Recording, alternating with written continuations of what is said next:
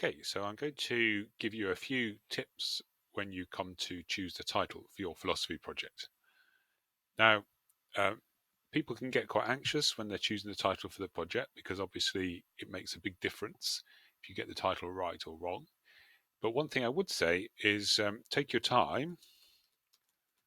Titles can change.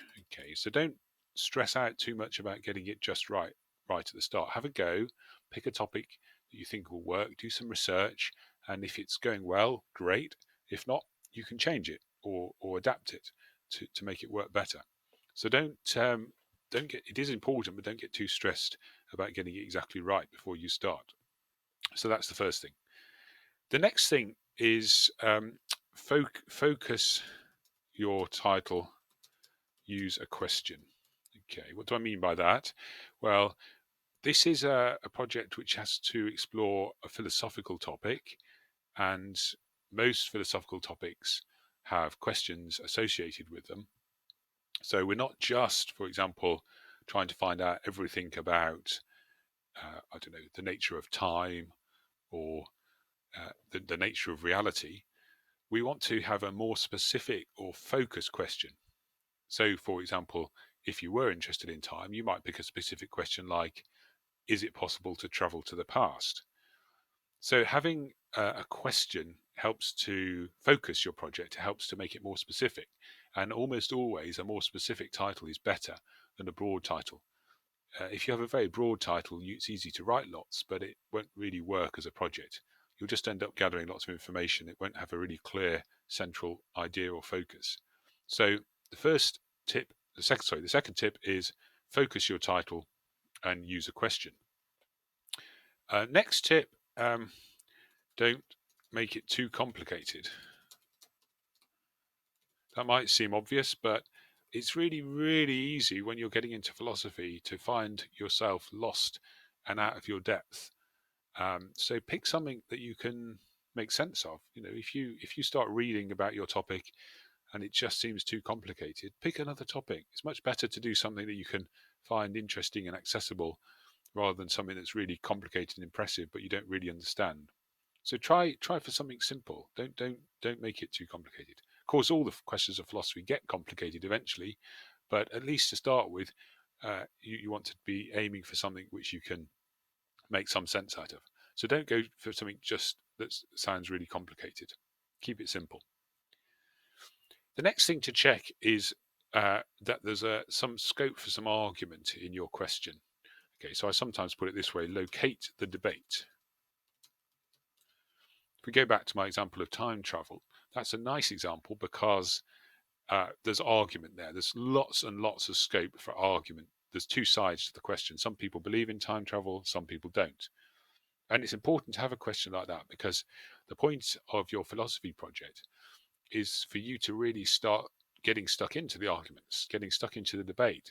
You're not writing a sort of textbook or handbook with lots and lots of information.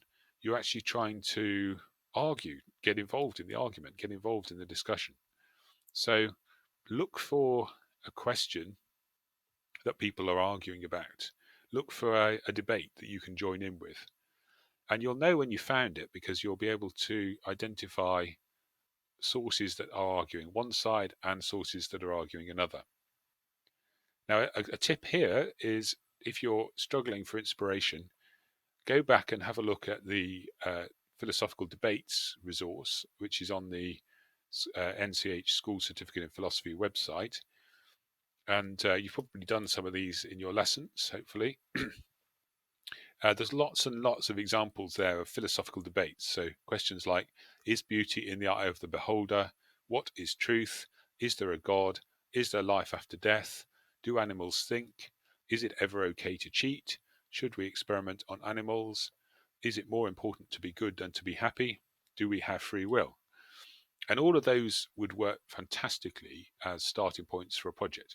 I'm not saying, by the way, that you have to do one of those. If you'd rather do something different, that's absolutely fine. But these questions are good in the sense that they're ones you can research and argue about. So look for a question like that. Look for a question where there's a clear debate. And my final tip is Do something you find interesting. It might sound completely obvious, but the whole point of the philosophy project is this is a space for you to explore a question that you just think is really interesting. If you're interested in aliens, if you're interested in ghosts, if you're interested in the supernatural, use that as the starting point. It's obvious that you'll do a much better project if it's something you really find interesting. And linked to that, choose a form that suits you. Okay, you might be someone who's very happy writing essays, in which case, fine, do your project as a written report. You may much prefer to make a film or to do a presentation, in which case, use that. You might even prefer to do it artistically, and you can do your project using a sketchbook with slides or images that you've put in, with some analysis of those, and using that to really explore the issues. Choose a form that suits you. Don't automatically just do a written report if you prefer to do something different. So those are my main tips when you're getting started. Take your time. Don't rush. Pick a title. Allow time for it to change a little bit over the first week or two. Choose a question. Have a specific focus. Don't just do a vague topic. Try not to make it too complicated. Something that you can access, something that you can understand. If you're finding sources and you think, yeah, these make sense to me, that's a good sign. Find a debate, locate the debate, find something where there's two sides, or at least two sides to the argument. And most importantly, do something interesting. You'll do a much better project if you actually find it interesting. If you've got into it in a week or two and you've got bored already, change to something different. Find something that you really find interesting, and then choose a form of project that suits you. If you prefer to write, then write. If you prefer to speak, then speak. If you prefer to do something artistic, do something artistic. This is your chance to really get stuck into a topic and a question and an idea, and the best way to do that is in a form that suits you and that you find personally interesting and rewarding.